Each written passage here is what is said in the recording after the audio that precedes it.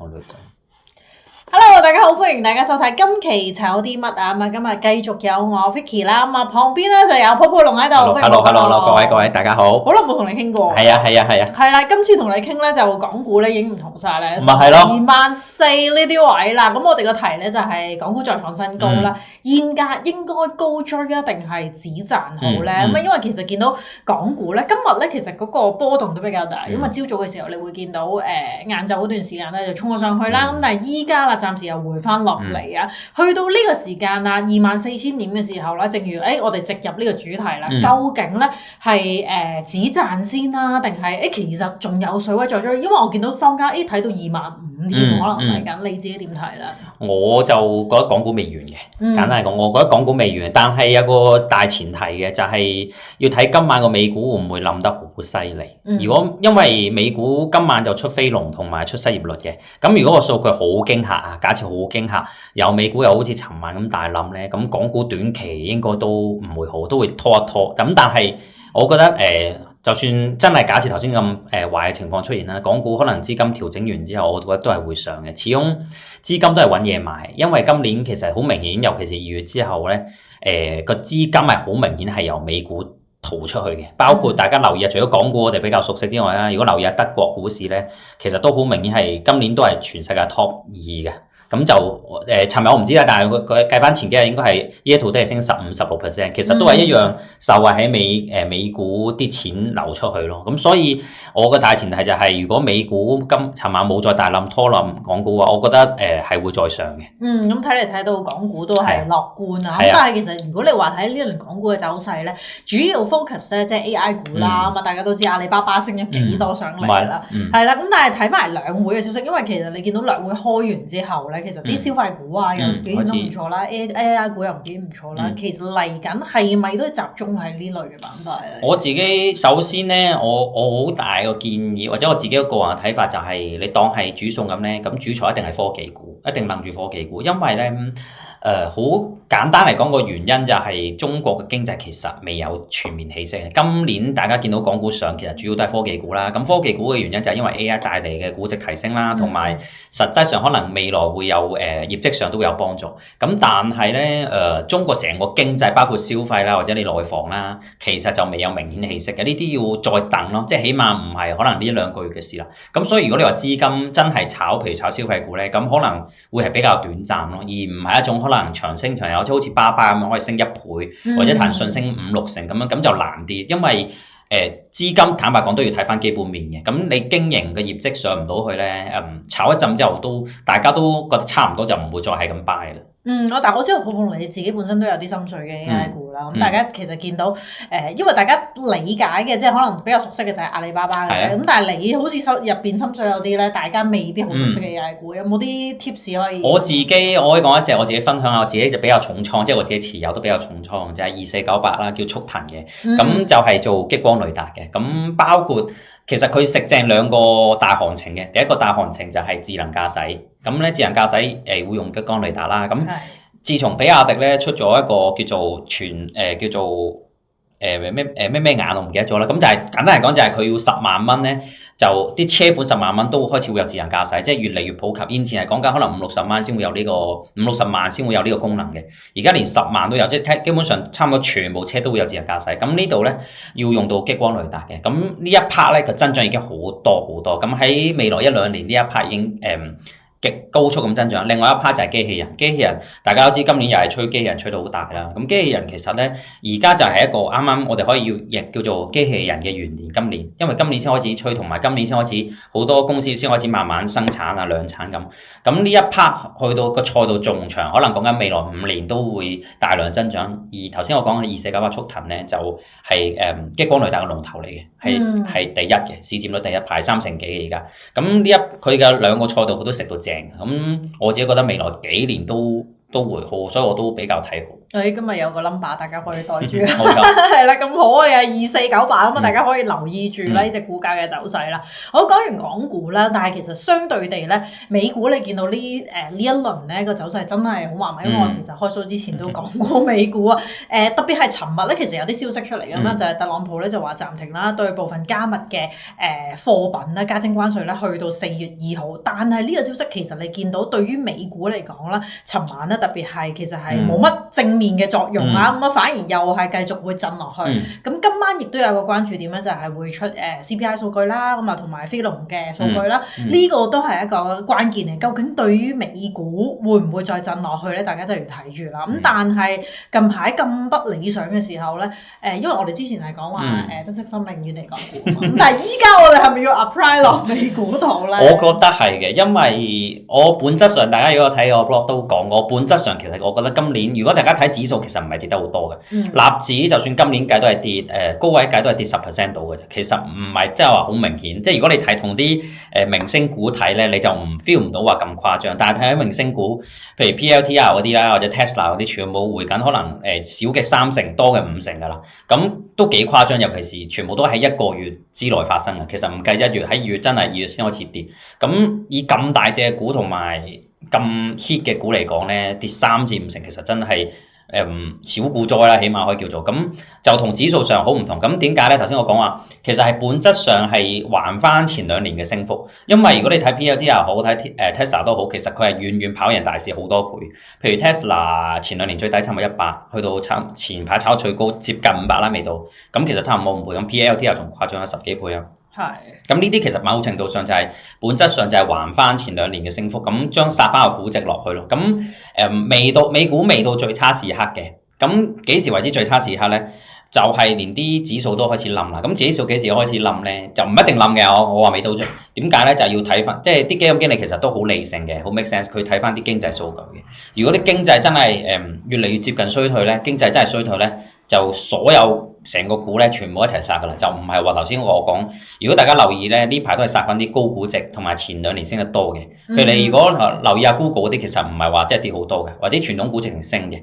咁但係如果你之後嘅數據越嚟越顯示係經濟行緊衰退嗰 part 咧，咁就越嚟越危險咯。咁所以呢一點點解頭先我話美股今晚要特別留意個非農數據會唔會超預期地差咧？因為其實而家大家要留意呢個股市，其實而家已經反映緊係差噶啦，應該係差過預期都好大概率，但係我唔肯定啊。但係成個 price 先梗係差過預期嘅，咁會唔會話超預期再好差咧？咁就要今晚9點半，我哋香港時間9點半就會再嚟睇。同埋大都會講一講就係Elon Musk 咧，佢就嗰個效率嗰個部門咧，其實2月炒咗好多人，2月炒成6萬幾人嘅，即係有分析有新聞報導跑，咁所以其實2月嘅數據差咧都幾大概率嘅。OK，咁啊大家記住留意啦。咁但係其實美股咧，你話依輪咧，即係因為特朗普佢話我唔會理股市嘅走勢啊嘛，咁所以關稅嘅措施佢都冇考慮呢方面嘅。咁係咪其實依家你就咁睇嘅話，即係除咗數據上嘅影響之外咧，其實無論特朗普可能講啲乜嘢啦，都帶唔翻美股。因為應該係啊，因為咁講，其實咧。作為投資者又好，作為基金經理又好，作為機構又好咧，其實唔中意不確定性嘅。因為我投資一間公司，我就想佢增長越嚟越好，咁覺得前景好就增長。你特朗普就會影響個基本面影都幾勁嘅，即係譬如得閒又話加關稅，咁加關稅呢一 part 其實會影響通脹啦。第一，第二亦都真係會影響一個國家嘅經濟嘅。咁呢度加下，嗰度加下，佢加墨西哥、加拿大，又同加中國，跟住又同歐盟又話要加，咁其實某程度你當係一個。真係貿易戰，全世界開戰咯。咁呢樣嘢人哋又會反制你啦，一定加拿大、墨西哥都反制緊啦，中國又反制咗啦。咁如果假設全世界開始變咗同美國開始有少少叫做對抗啦，咁呢個唔係好硬性啦。咁你貿易戰大家都會做下樣。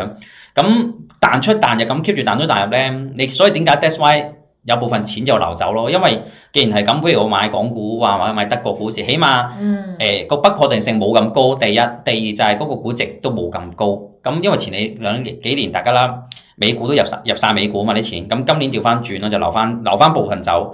咁嗰個一來一回嗰個差別就係咁大，亦都 that's why 我話今年美股係特別難玩嘅，由我年頭開始又特別講，但係我又冇估到，我坦白講又冇估到2月已經咁誇張嘅。但係其實咧，我哋講話美股難玩啦，咁啊港股醒神啦，咁但係其實 A 股又點咧？因為其實 A 股咧近排你話比起港股係落後嘅，咁但係佢又唔係跌得好多，其實佢都喺差唔多12月嗰啲高位度啦。其實你話如果關稅嘅影響，亦都有分析咧，就話其實對於受影響嘅公司嘅盈利嘅影響咧，大概都係0.3%，即係真係非常少，可能而家嘅股價已經反映咗啦。其實嚟緊你睇 A 股啦，會唔會追翻個落後咧？我咁睇，我覺得只要頭先大前提美股唔冧咧，我覺得會嘅，因為資金咧入咗港股第一 part 一定係科技，因為科技頭先講嘅原因就係受惠 AI 啦，亦都會令到佢估值提升啦，亦都令到佢真係可能經營面會有變化。咁後尾咧就開始會 spread 去其他啲板塊嘅，譬如如果留意下一啲券商啦，券商其實雖然升得唔勁嘅，冇咁勁嘅，但係其實已經比起年頭係有升過，原因就係因為大家睇到港股成交係多咗嘅，氣氛係熾熱咗嘅。咁如果睇下美股個副圖亦都一樣啦，即係全部都係受惠緊呢樣嘢。咁另一 part 咧就係消費啦，消費最近包括汽車都開始有炒緊啦。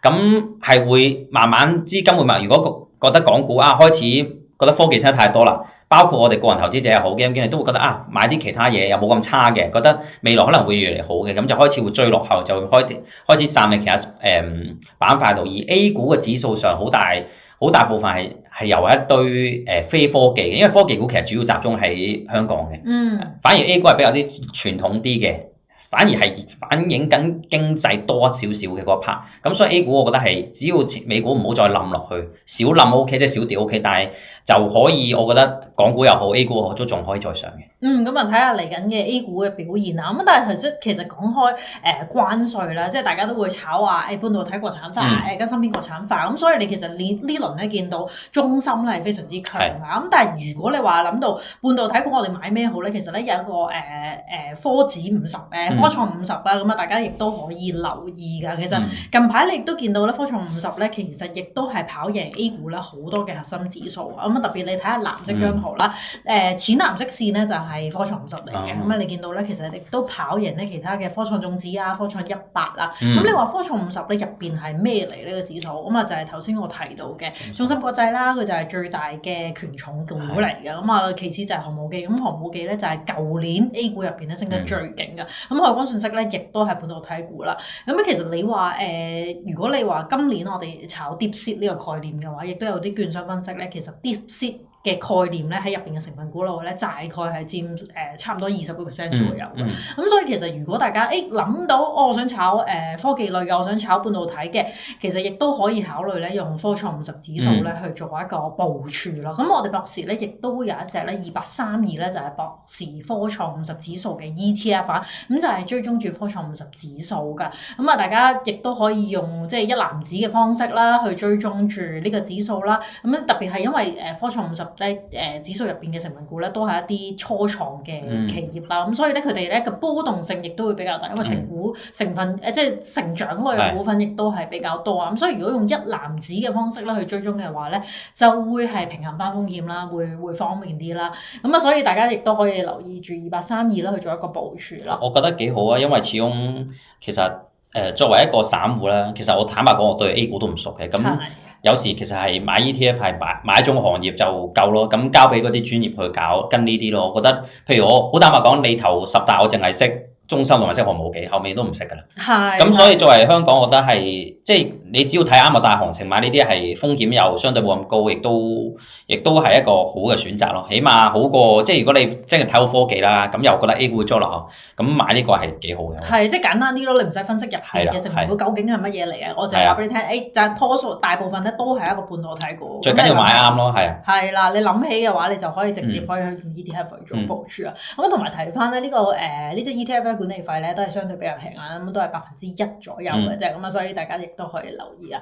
咁除咗可以用科創50指數去做一個部署之外咧，大家亦都可以咧考慮，如果 A 股係追落後嘅話，亦都可以用7234一個2倍槓桿中國創業板指數嘅 ETF 啦，去做一個部署嘅。咁中國創業板指數咧入邊嘅成分股咧，其實好簡單，即係你見到權重嗰隻咧就係已經係寧德時代，大家相信係比較最熟悉嘅股份啦。咁入邊咧一係列嘅股份咧，亦都係一啲成長類啦，一啲波動性比較高嘅。咁所以其實你見到咧，中國創業板指數咧嗰個 beta 咧，你話相對係上證啊，都係比較大㗎。咁我點解會用2倍槓桿咧？咁啊，大家可以即係如果刺激啲嘅話咧，短線嘅部署咧就最適合啦。所以咧，我哋就要即係用呢個7234咧。如果你諗到 A 股要搏反彈嘅話，做一個短線嘅部署咧，亦都係會比較適合咯。咁所以大家如果係啦有興趣嘅話，亦都可以用7234去做部署嘅。咁啊講完 A 股啦，講港股、美股啦，咁啊。當然唔少得比特幣啦，比特幣喂今日都好錯，其實近排咧都非常之錯咁，但係今日咧大家準備嘅消息就係3月7號咧，其實有個峰會喺度啦，咁大家準備佢可能公布一啲儲備計劃啊嘅方案出嚟啦，咁但係 turn out 咧就話原來佢唔係用錢買啊，佢用扣押嗰啲錢嘅啫，係咯，即係扣押嗰啲幣嘅啫，即係其實冇多過錢，冇多過簡單嚟講，俾市場短期有個唔係好嘅消息就係。冇多個購買力咯。係啦，佢依家嘅幣嘅購買好似大概20萬、19萬、20萬。其實你幾多都冇分別啦，因為市場中意係你額外嘅購買力㗎嘛。你現有嘅你做唔做儲備，其實對市場嚟講冇分別㗎。呢個就係市場你之前講話儲備，咁市場以為你係會可能 let's say。幾 percent 係攞嚟做儲備，咁你要買，咁係一種而唔係諗住原來你屋企擺咗啲嘢，咁你就話當儲備，咁有啲令市場失望咯。所以個消息一出嚟，短線即刻跌一跌咯。係啊，但係其實你見到近排即係佢今日咧嗰個跌勢咧，亦都好快速翻上去，因為最低係其實落到去85000呢啲水平啦。咁啊而家大概88000度啦。其實以太幣嘅話咧，咁啊相對真係比較弱啦。係啦，依家就係2200嘅水平左右啦。其實你覺得？依家呢個時間啦，因為其實大家等嘅消息好似出晒嚟啦，即係你話戰略儲備啊嗰啲佢都講完啦。究竟依家呢一刻係咪一個好時機去買？我所知咧，佢之後仲有個論壇，好似仲有個樣嘢會出嘅。咁嗰樣嘢會有機會有啲政策出，所以點解今朝我睇到新聞出咗之後大跌完，即刻有少少叫到回升咧，就係因為其實佢嘅利好理論上未完嘅嗰一 part。頭先嗰個儲備係其中一 part 市場會憧憬啦，另一 part 就係講緊之後個峰會之後，特朗普會唔會有啲，或者成個政府會唔會有啲，譬如 let's say 稅嘅減免啊，或者其他方面，咁要就去睇。所以市場又唔係話完全好消息出晒，呢個係第一點啦。第二點就係因為始終比特幣又好，以太幣又好，佢呢啲 crypto 市場都係比較叫喺市場都仲定義係 risky asset 嚟嘅，即係風險資產。咁其實基本上佢跟美股都幾跟美股，就係啲錢如果真係崩盤咧，或者真係大跌咧，其實佢一樣會流走嘅。咁所以呢一 part 又要留意咯，即係除咗比特幣或者以太幣自己個本身嘅基本面之外，就要留意成個股市嘅風險或者成個經濟嘅風險，即係唔好以為美股真係大跌，比特幣冇影響。大家都睇到比特幣前排跌穿8萬，咁因為佢跟住特朗普出一個儲備計劃升到9萬啦，跟住呢排原來個儲備計劃又不及預期，咁又跌翻啲。但係大家可以見到其實佢係好過美股啊，美股前排個譬如納指咁樣去翻低位，但係比特幣佢未去翻低位嘅，因為市場對佢第一同有憧憬，第二雖然頭先我講話衰退會理論上有影響，但係實際因為其實比特幣嗰啲供應量有限，亦都理論上啫嚇，唔受經濟理論上唔受經濟影響嘅，因為其實佢係一個幣嚟嘅啫嘛。但係實際上咁佢係受氣氛影響，咁所以佢又唔一定係話即係如果經濟真係有差落去，佢唔一定係最受傷嗰一批咯，大家都會傷咁解咯。所以比特幣我自己覺得，你話短線係咪一個好嘅？我覺得短線唔係一個好嘅，唔係，因為短線點解咧？因為太多不確定性啦，包括頭先我講今晚出個數據。反而如果你話我買，我會等今晚數據，發覺比市場預期係正常或者稍差啲。但係如果股市今晚如果冇再諗咧，其實我就覺得一個短線應該都短期應該見底嘅，因為美股其實呢幾日真係跌得好急嘅，啲大股其實跌得好急，同埋唔係跌一日嘅，跌咗幾日。咁好多股頭先講緊跌3、4、5成啦，其實如果美國唔係經濟數據差到話真係好明顯衰退，其實好多股我相信好多買盤會賣嘅應該。咁比特幣、以太幣都睇埋今晚咯，睇住啦，係啦。但係如果大家想部署嘅話，亦都可以學下泡泡龍啦，佢都係一個平均成本法去跟住。以太幣我仲係做緊啦，繼續。係啦，即係慢慢唔同階段去收集啦，跌就買，跌就買咁樣嘅。係啦，咁但係如果想買嘅話，亦都可以考慮用 ETF 啦去做部署，因為其實近排咧我見到好多消息咧就係譬如外國有啲工程師咧都係用 ETF 去買嘅，因為大家都可能有啲 concern就係有啲黑客事件啦，如果你去有啲虛擬交易平台度，咁但係如果你用 ETF 去部署署嘅話咧，就可以免卻咗呢啲風險啦。因為我哋亦都會有買保險嘅幫你哋。咁啊，如果一旦發生黑客事件，亦都會有50% 嘅保障俾大家嘅。